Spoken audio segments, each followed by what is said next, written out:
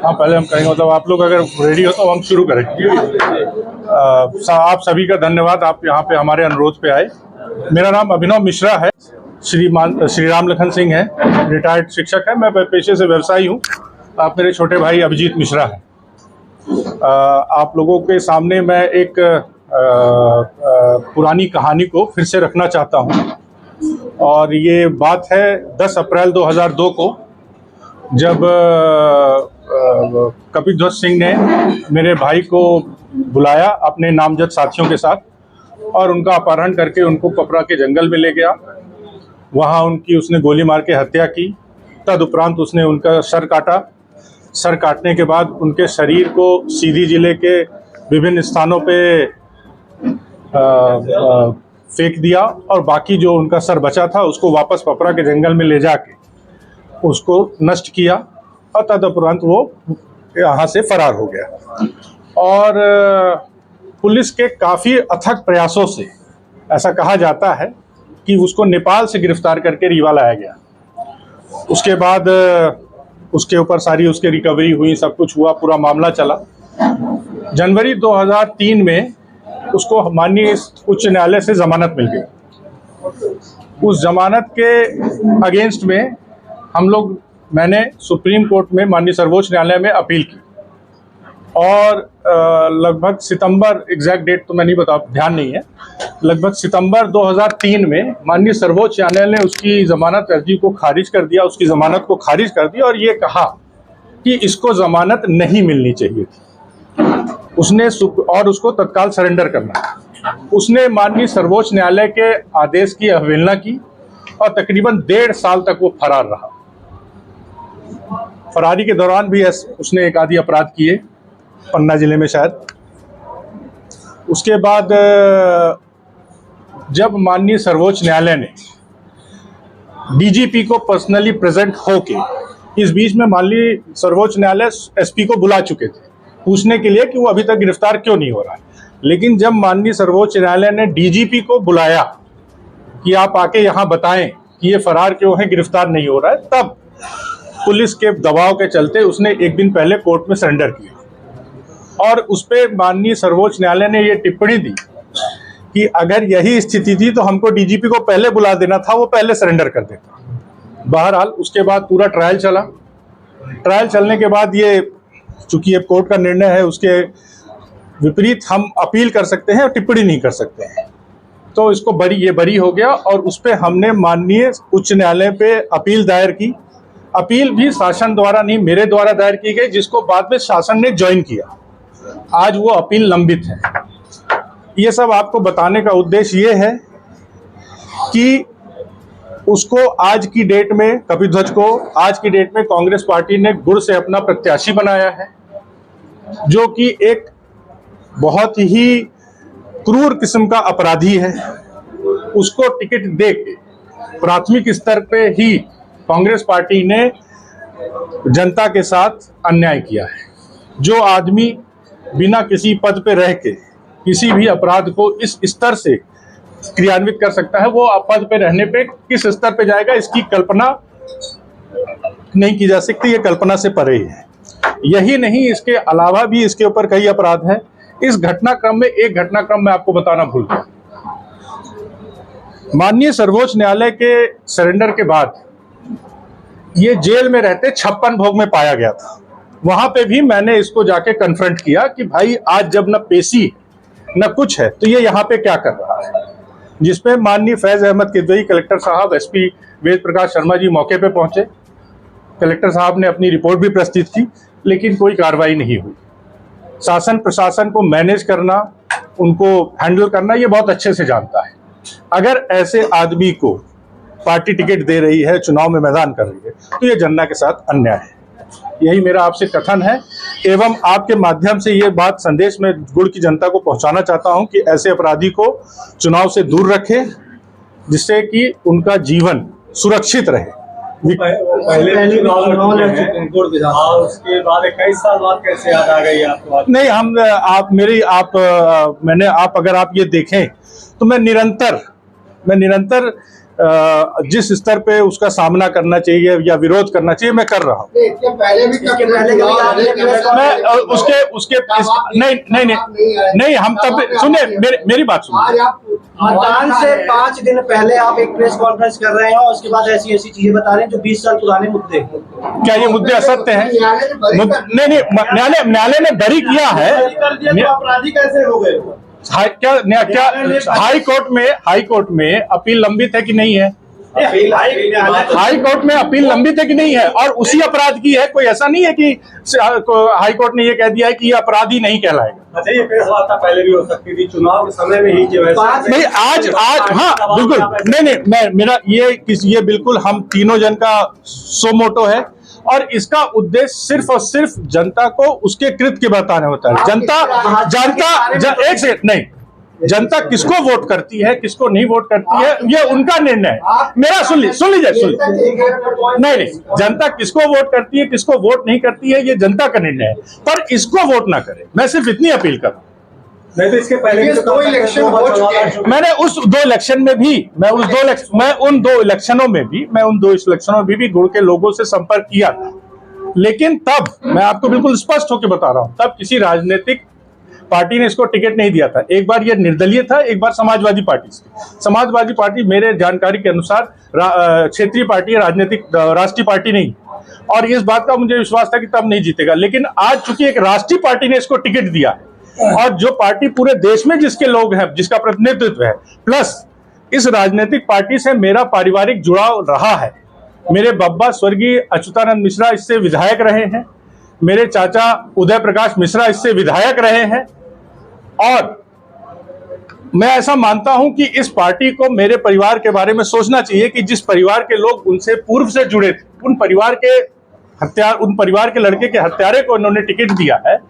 तो इसलिए मुझे आज ये जरूरत लगी कि भाई मैं इस चीज को पहले हो चुकी है। आपकी प्रेस कॉन्फ्रेंस को विधायक नागेंद्र सिंह आयोजित करवा रहे हैं। नहीं ऐसा मैं अगर आपको ऐसा लगता है सुनिए मेरा मैनेजर के द्वारा नहीं मेरा उनसे कोई लेना देना नहीं है। और तो वही नहीं दी है, वही से फोन आया। एक सवाल जनता से अपील आप तब भी कर सकते थे जब इनको टिकट मिला था। नहीं मैंने आप नहीं आप ऐसा है सुनिए चुनाव हारने की नहीं भैया मेरी बात सुनिए भैया। ऐसा है कि हमने सोशल मीडिया के माध्यम से, आप हमारा सोशल मीडिया को चेक कर लीजिए, सोशल मीडिया के माध्यम से हमने कांग्रेस पार्टी को इस बात के चीज से सचेत करते रहे हैं, उनको हमने एविडेंसेस दिए हैं। मैं अब गुड़ की जनता को संदेश देना चाहता हूं कि भाई आप अपराधी कपिल ध्वज सिंह को वोट ना दें, बस। नहीं मैं उनसे उनका क्या प्रोपेगेंडा है ये आप उनसे पूछे, मेरा कोई लेना नहीं। गौतम को हाँ वो भी हत्या के आरोपी हैं, सजा नहीं मिलता हत्या क्यों आरोपी है, वो भी कांग्रेस के। भैया देखिए मैं इसलिए मैं बताता हूं ना, परमेश गौतम ने जिसकी हत्या की उसका नाम स्वर्गीय अमित मिश्रा है और वो मेरे ख्याल से कांग्रेस पार्टी का ही कार्यकर्ता था। जब हत्या हुई थी वो कांग्रेस पार्टी का ही कार्यकर्ता था। तो ये कांग्रेस पार्टी का चरित्र आप स्वयं तय कर ले, आप स्वयं बता रहे हैं। पहली चीज मेरा सुन लीजिए मेरा सुन लीजिए, मैं खत्म नहीं हाँ बिल्कुल भाई, जब जुड़ाव था है नहीं बोला मैंने भाई। मैंने आपसे क्या कहा कि कांग्रेस मेरे स्वर्गीय बब्बा अच्युतानंद मिश्रा, कोई ऐसा मैं अनगढ़ंत या मन से नहीं बोल रहा हूँ, ये प्रमाणित चीजें हैं, ये पटल पे है। वो विधायक थे, एक बार नहीं 2 बार 3 बार विधायक थे। उदय प्रकाश मिश्रा कांग्रेस से विधायक थे। आपने अभी कहा कि विधायक हमारे घर से थे, तो क्या इस सोशल मीडिया को स्क्रॉल करेंगे? सोशल मीडिया क्यों दे भाई ये बताइए, अभी भी सोशल मीडिया में दे सकते हैं। नहीं हमने सोशल मीडिया पे अभी भी दे रहे हैं। ये भी एक भाई, आप लोग प्रजातंत्र के फोर्थ पिलर कहलाते हैं और अगर हमको प्रजातंत्र में कोई चीज अप्रोच करनी है तो हमको, अगर विधायिका के बाद अगर हम कहीं जाते हैं तो हमने माना कि इनके माध्यम से हमको सूचना करते हैं। मेरा आपसे निवेदन, आपके मुताबिक कपिल सिंह हत्यारे हैं, तो परमेश गौतम क्या है? वो भी हत्यारा है। हत्यारा है। बिल्कुल हत्यारा है। आपके जो भाई जो भी है स्वर्गीय श्री अभिषेक मिश्रा और इनके लड़का भी साथ में था, दोनों जन का था। उनका नाम मान सिंह पटेल था। जो हत्या हुई उस हत्या की वजह क्या है? जी, हत्या की वजह क्या है? कपिल सिंह मूलतः आपको हत्या की वजह मैं बता देता हूँ। इसको पुलिस ने जो जांच में प्रस्तुत किया था वो उन्होंने एक उनके परिवार से जो हमारे संपर्क थे उसको यूज किया था, लेकिन मूलतः वजह यह है कि ये आदमी अपने आप को एक बाहुबली क्रिमिनल की तरह एस्टेब्लिश करना चाहता था, इसलिए इसने ये अपराध किया। और उसके पहले भी इसने रीवा शहर से दिन दहाड़े एक लड़के का अपहरण किया था, उसमें भी ये बरी हो गया। भैया कोर्ट से बरी हो गए भैया, आप कोर्ट से, मैंने आपसे एक कोर्ट से बरी हुए साहब, एक कोर्ट से बरी हुए। अभी हाई कोर्ट में अपील पेंडिंग है और अपहरण वाले की मुझे जानकारी नहीं। जेल के अपनी जो केंद्रीय जेल है रीवा, उस दीवार पे साफ साफ लिखा है कि हम अपराध से घृणा करें, अपराधी से नहीं। हम मानते हैं आपके नजरिए चलते कि वो अपराधी है, मालिक साफ साफ लिखा है कि अपराध से घृणा करें, अपराधी से नहीं। ठीक है, तो जनता भी क्यों घृणा करे उस आदमी से, जब सब कानून ही बोल रहा है कि अपराधी से घृणा न करिए। आज के टाइम में इधर तो कोई अपराधी नहीं है, कोई गुंडागर्दी नहीं करते, ना अपहरण करते, ना लूट करते। अच्छा, एक अभी हाल में ही उसके खिलाफ एक मुकदमा दर्ज हुआ था रीवा में, जबरन कॉलोनाइजिंग वगैरह का कुछ से रिलेटेड, मुझे एग्जैक्ट उसकी डिटेल्स नहीं मालूम, लेकिन अभी हाल में ही यहाँ पे प्रॉपर्टी से संबंधित कोई मुकदमा दर्ज हुआ था। बात है, सिद्ध होना बहुत बड़ी बात है भैया। मैंने कहा बिल्कुल हो सकता है, मेरे पर भी हो। कोर्ट से सिद्ध नहीं होता तो उसको आप अपराधी नहीं बोल सकते। जब आप आरोपी तो बोल सकते हैं, आरोपी बोल सकते हैं, उसमें तो बरी हो गए हैं। तो अभी भी तो हाई कोर्ट में तो अभी भी आरोपी है ना, हाई कोर्ट में तो अभी भी आरोपी है ना। समाज के आपके साथ है क्या गुड़ की जनता? अब ये तो 3 तारीख को पता चलेगा। तो बात तो हुई होगी ना। हाँ, मैं अपने लोगों से संपर्क कर रहा हूँ, ब्राह्मण समाज में संपर्क कर रहा हूँ, तो वो लोग इस बात का आश्वासन दे रहे हैं कि इस चीज को हम ध्यान में रखेंगे। आपके बगल में हाई कोर्ट में अपील पेंडिंग। जब से ये बरी हुआ वो काफी, मैं बता वो ये नहीं,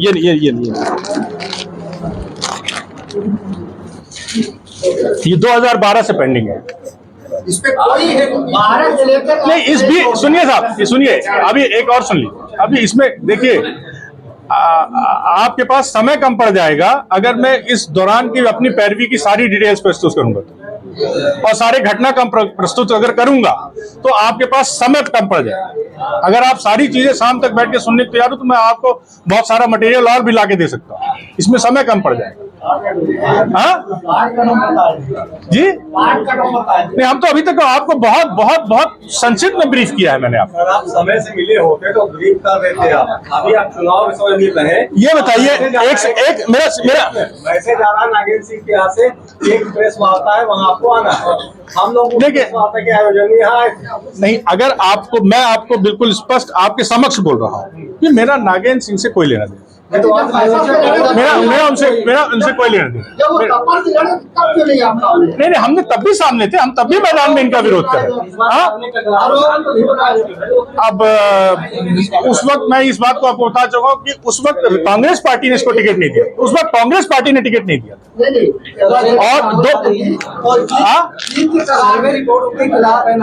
नहीं, सर्वे किसने किया किसने नहीं किया मुझे नहीं मालूम। और क्या जनता के सर्वे में उनसे ये पूछा गया था, जनता से सर्वे कराते वक्त ये पूछा गया था कि एक दोहरे हत्याकांड का आरोपी है, इसको हम टिकट देंगे तो भी वोट दोगे? नहीं, अगर जनता सब जानती होती तो ये स्थिति नहीं। देखिए, सुनिए, मेरा निवेदन सुनिए। मेरे भाई की हत्या सन 2002 में हुई थी, ठीक बात। आज सन 2002 में जो मीडिया था वो इतना एक्टिव नहीं था, मीडिया के बहुत सीमित संसाधन थे, आपका इलेक्ट्रॉनिक मीडिया बहुत सीमित था, फिर सोशल मीडिया बहुत लेटली एक्टिव हुआ। उस वक्त सोशल मीडिया नहीं था। आज आपका जो वोटर है वो 20 साल मतलब लगभग उस वक्त जो 10 साल का आदमी रहा होगा वो आज 30 साल का है। तो आप ये मान के चलिए कि 18 से 30 साल का आदमी इस घटना से वाकिफ ही नहीं होगा। 18 से 30 साल का आदमी इस घटना से वाकिफ ही नहीं होगा, उसके स्मरण में ये बात ही नहीं होगी। और कपिल ध्वज अपने प्रचार में ये नहीं कहता होगा कि मैंने एक ब्राह्मण और एक पटेल लड़के की हत्या की, उनका सर काट के अलग फेंका, शरीर अलग फेंका। वो अपने प्रचार में ये नहीं बताता होगा कि मैंने सुप्रीम कोर्ट के आदेश की अवहेलना करते हुए आप समाज से जोड़ रहे हैं, तो ऐसा क्यों लग रहा है कि आप समाज के लिए वोटिंग कर रहे हैं? सॉरी, समाज से क्यों जोड़ रहे हैं? क्या मैं समाज से बाहर हूँ? आप बोले ब्राह्मण क्यों? समाज नाम लीजिए ना। हाँ, अभिषेक मिश्रा नाम मान सिंह पटेल और अभिषेक मिश्रा की हत्या करके सर अलग फेंका, शरीर अलग फेंका और उन्हीं की हत्या की जमानत खारिज हुई तो 1.5 साल फरार हुआ। क्या ये जनता को जाके बताता होगा कि मैं 1.5 साल सुप्रीम कोर्ट के आदेश की अवहेलना करके सुप्रीम कोर्ट से सुप्रीम कोर्ट से हुआ? सुप्रीम कोर्ट तो अभी अपील ही नहीं पहुंची। आप मुकदमा कहाँ करते हो? लोअर कोर्ट से हुए तो हाई कोर्ट में अपील पेंडिंग है कि नहीं? है ना अभी? हाँ, तो सजा तो नहीं सुनाई। भैया मैं उसको डिनाई कहाँ कर रहा हूँ? मैं तो बोल रहा हूँ आरोपी है।